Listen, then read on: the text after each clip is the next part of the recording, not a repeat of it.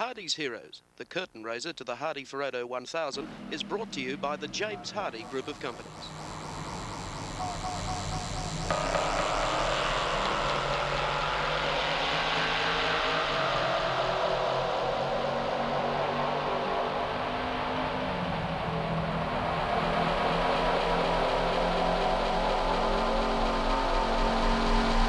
Welcome to Bathurst for the highlight of this year's practice for the Hardie-Ferodo 1000.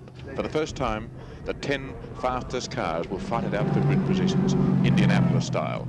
And here are the 10 top contenders coming down the top of the mountain for the first time. Behind the pace car, we have Peter Brock on the left-hand side, Allan Grice alongside him, then John French, Jack Brabham, the two Ron Hodgson Channel 7 cars, Colin Bond on the outside in car 2, Garth Wigston from Tasmania in Tirana 20.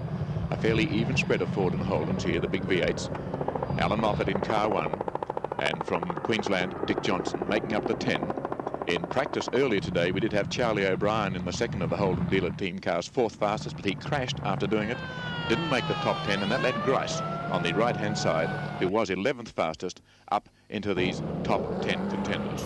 If one car runs against the clock are going to be interesting because of the changeable weather here. Bobby Morris was fastest earlier today with a 2:21.7, but they won't be doing anything like that, at least not in this early part. Track conditions anything but good, but plenty of action assured. We'll take a break and then be back with the first qualifying run.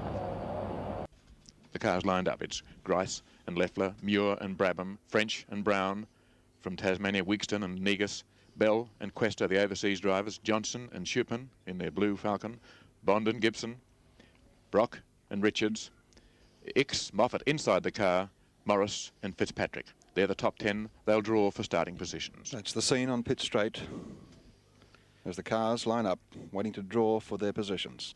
Allan Moffat sits in the car, co-driver Jackie Ix standing outside.